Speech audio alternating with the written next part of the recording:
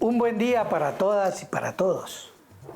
Aquí nuevamente con ustedes en nuestra tertulia desde abajo. Hoy vamos a referirnos al Le Monde Diplomatique que corresponde al mes de agosto. Y aquí encontramos un artículo muy interesante y muy actual. Feudalismo digital o capitalismo salvaje. Este artículo se refiere a las tesis contenidas en el libro y en varios de los artículos que antes había escrito Yanis Varoufakis. Varoufakis es un economista griego que fue ministro de un gobierno de una corriente socialista de izquierda en Grecia, que le tocó enfrentar el problema de la deuda. Finalmente no logró aplicar su política, toda la Unión Europea se le vino encima y el gobierno cayó, y por supuesto él, que era el ministro de Finanzas, cayó también. Ha escrito Varoufakis varios libros, pero este último se llama Tecnofeudalismo, y él propone la tesis de que ese es el sucesor del capitalismo que ya se habría acabado. En el artículo pues se hace referencia a autores anteriores que habían sugerido la misma tesis, es decir, no se habla de la misma denominación de tecnofeudalismo, es anterior, pero pues eso también lo dice Varoufakis en el apéndice, en el reconocimiento de las influencias, que él llama ahí en el título, una página dedicada a reconocer las influencias.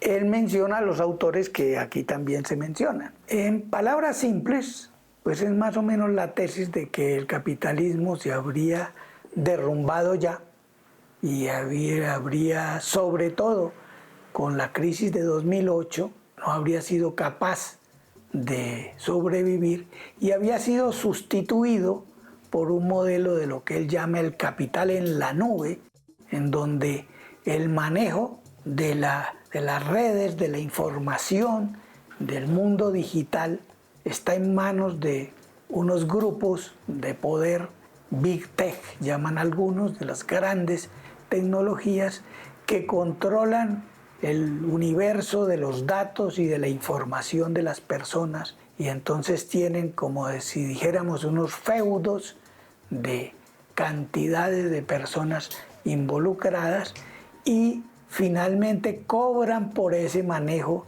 de esa información a todas las empresas en lo que sería una renta. Es decir, ya no existiría capitalismo, dice él, porque no habría ni mercado ni ganancias, sino una renta que es muy parecido al feudalismo. Es decir, el mundo estaría en manos de unos nuevos señores feudales digitales.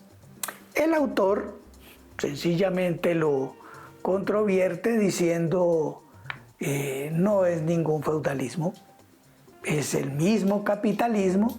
Y entonces aquí incluso se resalta la frase con la que termina, que yo creo que lo dice todo. Dice: el tecnofeudalismo es un cuento de hadas que oculta la verdadera historia, la dominación de las Big Tech. Y termina el artículo diciendo: es tiempo de llamar al capitalismo por su verdadero nombre. No lo venceremos poniéndole el ropaje de la Edad Media. Es decir, reconozcamos que es el capitalismo, porque eso tiene implicaciones políticas. Es un poco ocultarse la realidad y de esa manera no podríamos contrarrestarlo. Bueno, yo particularmente tengo mis dudas al respecto. Creo que en el libro Varoufakis desarrolla muchos puntos que vale la pena tener en cuenta, y sobre todo me parece que es un libro que hay que leer. Es la mejor descripción y disección del mundo contemporáneo, de las nuevas formas de explotación y de opresión. Entonces creo que coloca la discusión en un punto en donde debe estar. Ahora, el punto clave aquí del debate es ¿qué entiende él por renta? Porque dice que es renta feudal. Ese es un punto para discutir. ¿Qué me dices, Álvaro? No, a ver, cuando se habla de renta en lo esencial, se habla de el despojo de la propiedad en alguna forma. O sea que el usufructuario de un activo en este caso no es propietario, sino que alquila ese activo. En ese sentido, lo que tendríamos que mirar es hasta qué punto la comparación o el paralelo con el feudalismo tiene puntos realmente de contacto y de validez, que me parece a mí sería lo importante, ¿no? ¿Por qué algunos hablan incluso desde un punto de vista un poco más amplio de neofeudalismo, más allá de tecnofeudalismo, que tendría unos horizontes un poco más amplios?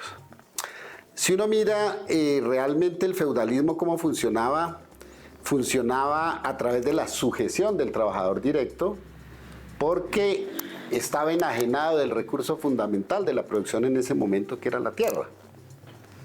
Bueno, lo que se podría preguntar es, en la actualidad, el trabajador está enajenado del factor fundamental y sigue estando enajenado del factor fundamental de la producción, que es en este caso el capital. En ese sentido, digamos que no habría relativamente un paralelo, y en alguna medida uno podría decirle Morozov tiene algo de la razón, a pesar de que obviamente no lo expone en el artículo, porque es un artículo de periódico, hay que entender. Me parece a mí que la discusión amerita muchas más cosas y, digamos, ya en una discusión un poco más formal, más académica, implicaría toda una serie de cosas que no aparecen ahí. ¿Por qué llamarlo feudalismo? ¿Hacia dónde y cuál es la razón de ser de quienes están hablando, digamos, en estos términos? Y ellos creo que miran, y por eso hablan de la crisis del 2008, de la imposibilidad de producción, de la imposibilidad de apropiación, de bienes de consumo final durables, que en lo esencial serían dos para los trabajadores: la vivienda y, en el caso de los países del centro capitalista, el vehículo. Bueno, y si a eso le sumamos nosotros los electrodomésticos, que realmente son los bienes de consumo. En ese sentido uno puede decir, bueno, hay algunas perspectivas que dicen que la apropiación del vehículo no va a tener sentido en el futuro. Eso es, digamos, dentro de las cosas, de las hipótesis que se plantean hacia adelante. En el caso de los bienes inmuebles, de la vivienda, lo que se sostiene es que la distancia que hay entre el ingreso medio y el valor cada vez mayor de los bienes inmuebles hace que la apropiación hacia el futuro de este tipo de bien sea imposible, que nunca lo ha sido completo para la clase trabajadora, entre otras cosas. Y en ese sentido, pues habría como una distorsión, porque no estaríamos hablando, la relación social feudal se define por la enajenación, pero de factores de la producción. Aquí diríamos que se empezaría a definir es por la enajenación de bienes de consumo final. Y en ese sentido, pues digamos que el paralelo no tendría mucho sentido. Ahora, pero lo que pasa es que el punto de discusión está en que Varoufakis parece, y señala Morozov, parece tomar como referencia un capitalismo de libre competencia, en donde, claro, el capital se apropia de la plusvalía en la forma de ganancia. Entre otras cosas, pues si uno sigue la lógica de la libre competencia, sería un promedio, la tasa media de ganancia. Y dice, hoy en día no es así. Entonces Morozov dice con razón, dice, es que nunca ha sido así. El monopolio o los oligopolios permiten en todos los mercados de los bienes y servicios, permiten una ganancia extraordinaria. Y esa ganancia extraordinaria entra a las arcas de los monopolistas en una forma como de renta. Así como el terrateniente, que la tierra es un límite a que el mercado logre hacer una nivelación de la tasa de ganancia por razones obvias, entonces hay que pagarle una renta, o sea, un excedente al propietario de la tierra. Entonces dice Morozov, eso no es una novedad. Ahora, lo que da a entender es que estos grandes capitalistas, él los llama capitalistas de la nube, dice Varoufakis, manejan el mercado. Y entonces ese manejo del mercado les permite a todas las demás empresas cobrarles una sobreganancia por el uso de ese mercado. Entonces dice Bourdieu, eso tampoco es nuevo. Desde los años 60 y 70 sabemos la capacidad que tiene la publicidad para manejar el mercado y no solamente vender los productos, sino crear las necesidades. Ahora, eso sí es cierto que ha llegado al límite. Varoufakis, uno lee el libro y es impresionante, él señala cómo lo novedoso es que hoy en día no se aprovecha o manipula el comportamiento de los seres humanos, crea el comportamiento. Es decir, el mundo contemporáneo no tiene ya ese mínimo de libertad individual que tenía el capitalismo, sino que ya es, uno ni siquiera es un sujeto, no tiene un yo, el yo lo fabrica a través del mundo digital. Entonces por eso dice, eso es lo nuevo, incluso él, similar que, decía yo, similar a lo que hace Zizek, que citan siempre películas y citan cosas así. Varoufakis, por ejemplo, cita a Viaje a las Estrellas. Y entonces recuerdo un episodio en que allá hay un planeta donde una gente que está enloquecida con un gas y que no es persona y la manipulan. Entonces, bueno. Sí, pero eso digamos que no nos aclara la discusión entre la diferencia renta y ganancia. Que Morozov dice, sigue existiendo la ganancia. La renta pues es una forma de ingreso de un propietario de un activo, ¿sí? Que cede el activo. Bueno, ahí viene la otra discusión, que es la que me parecería más importante, que obviamente el artículo no tiene. Y es la distinción que hay que hacer entre lo que es el plusvalor o la valorización del capital y lo que es la apropiación del excedente por parte del trabajador. En eso me parece que Sweezy enfatizó y tiene mucha razón cuando decía que hay que distinguir entre explotación, y por eso él hablaba de tasa de explotación, es una cosa. La explotación siempre ha existido en las relaciones sociales antagónicas. Hubo explotación en el feudalismo. Hubo explotación en las relaciones sociales esclavistas. Pero no hubo plusvalía, decía Sweezy, apoyándose pues en los fundadores de la crítica de la economía política. Entonces en ese sentido la discusión va más al fondo.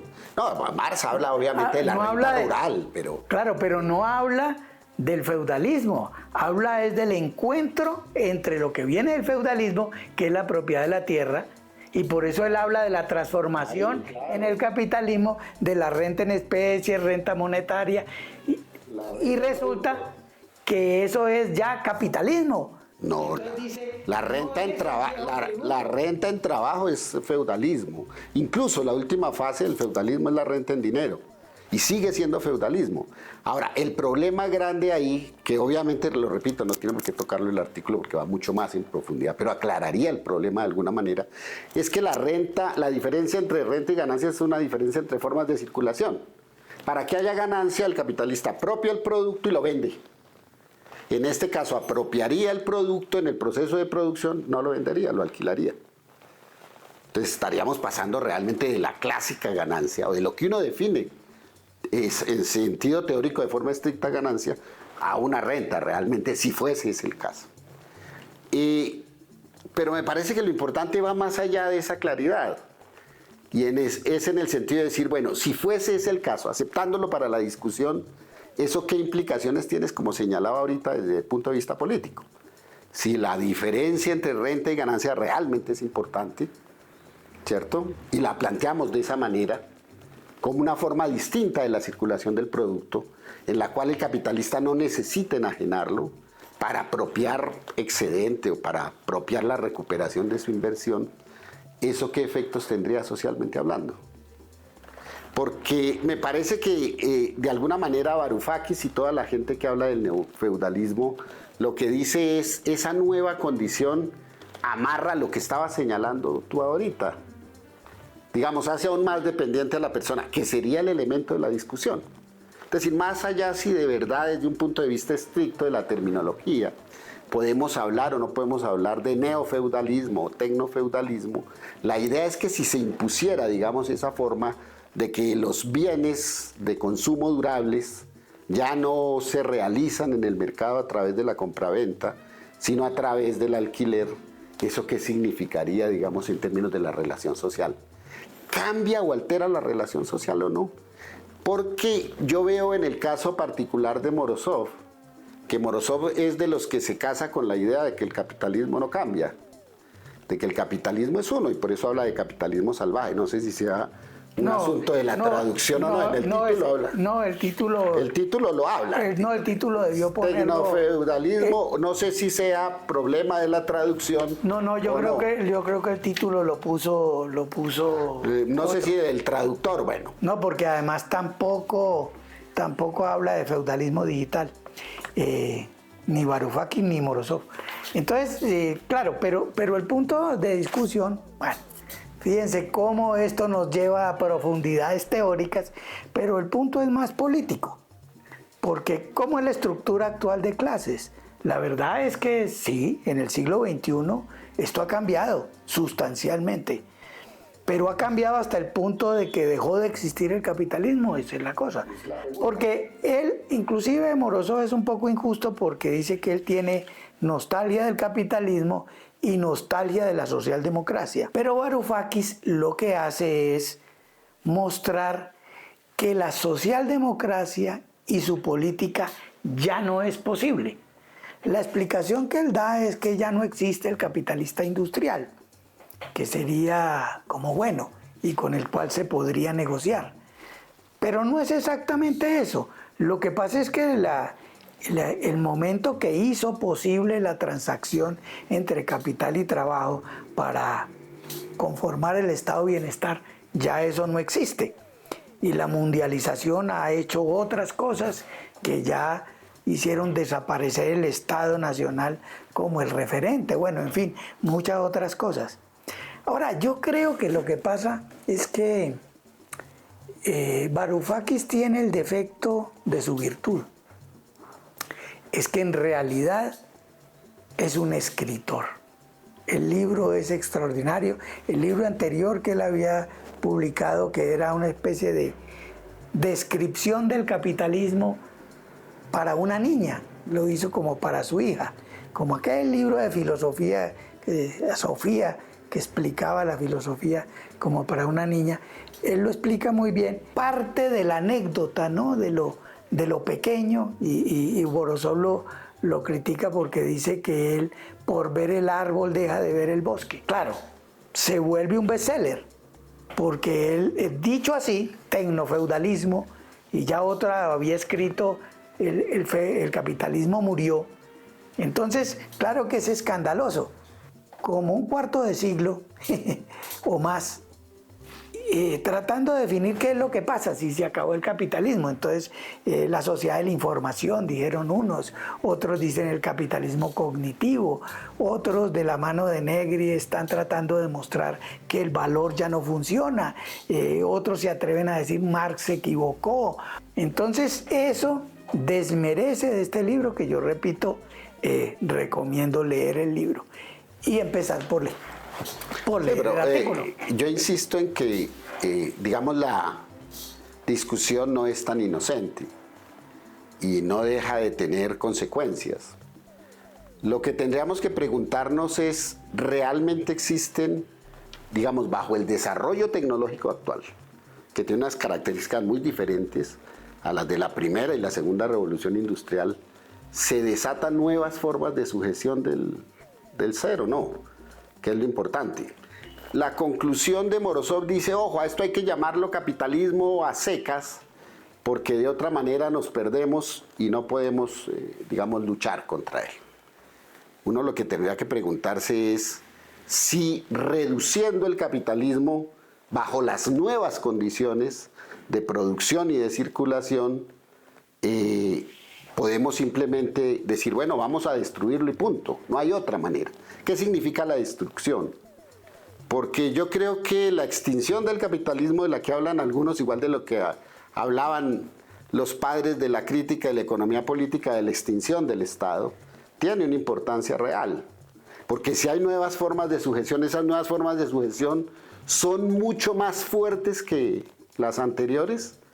Eso de que hablaba algún amigo conocido por ahí del proceso de subsunción real en el capitalismo, ¿tiene o no tiene importancia?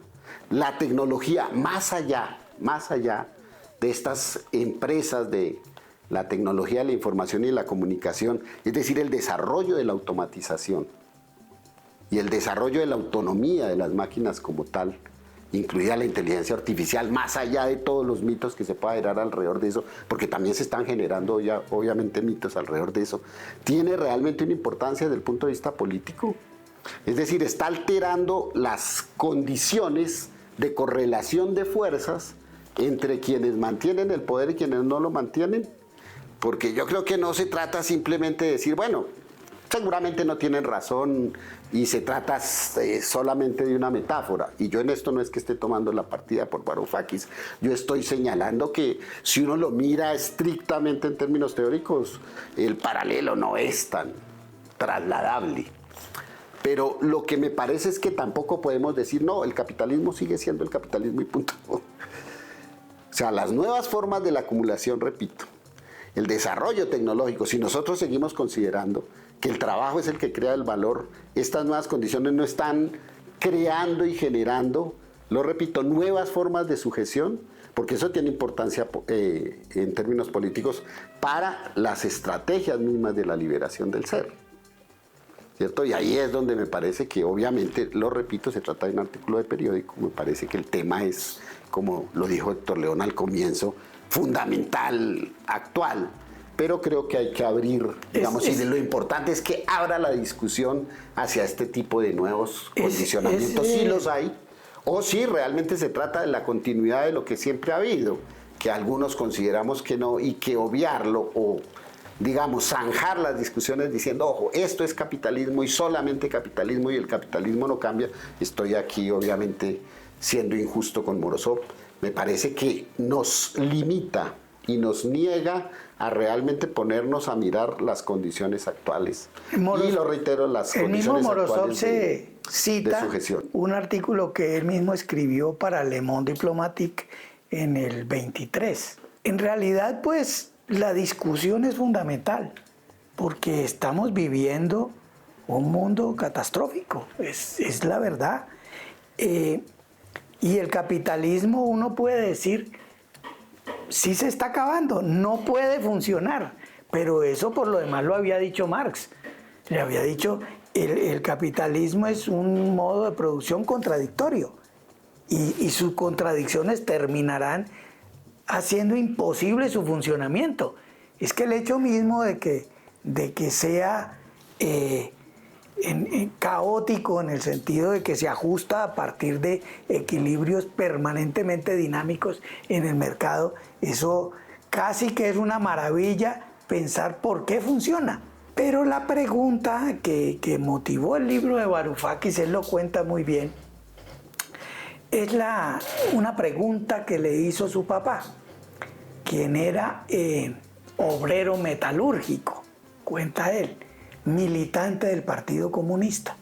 Después de la caída del muro del 89 y del 91, que se acaba la Unión Soviética, entonces el papá pues dice, perdimos la esperanza, el optimismo, porque en los años 50 y 60, después de la Segunda Guerra Mundial, aparecía el socialismo como una alternativa.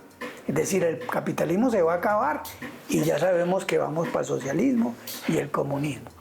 Esto ahora, dice él, nos mostró que no, que esa no era la alternativa.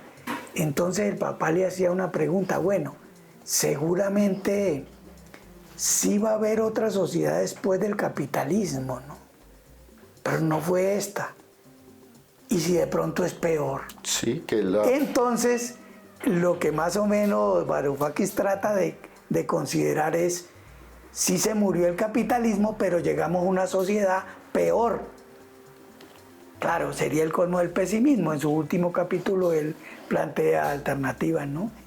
Pero, sí. Pero en verdad, pues es una pregunta válida, porque esto no está funcionando. Aunque hacen elogios y que además, del mercado mundial, pero es evidente. Que además tiene una historia detrás. Si uno mira las transiciones entre las diferentes relaciones sociales o modos de producción, como lo maneja la economía política, uno ve que quienes fueron perdedores cuando hay el tránsito del feudalismo al capitalismo son los trabajadores directos del campo. Sí. Después de todos los procesos de cercamiento, son la gente que va a engrosar en las ciudades la fuerza de trabajo de la nueva dominio tecnológico, que es la máquina. Pero se hace sobre una base muy cruel, pues, las leyes de vagabundaje, y a la gente la colgaban, la mandan a la ciudad, la mandan sin un conocimiento de lo que es lo urbano, y encima de eso no consigue trabajo y lo cuelgan por vagabundo. Creo yo que ese es el elemento más importante.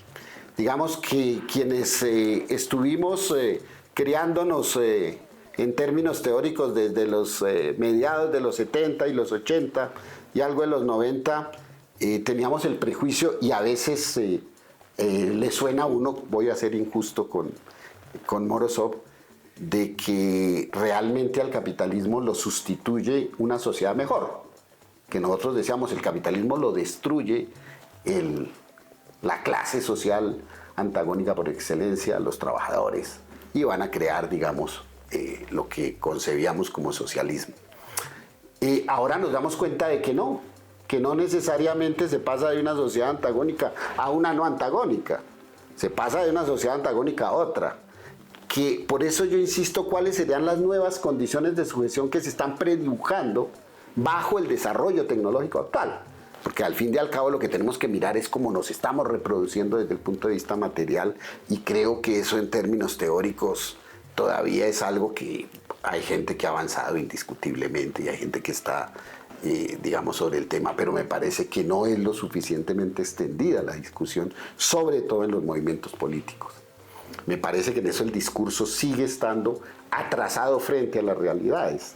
Y me parece que lo importante es actualizar el discurso frente a estas realidades, y creo que en eso debates como estos son fundamentales y centrales. Bueno, solo queda el llamado a leer el artículo y ojalá el libro al que hace alusión.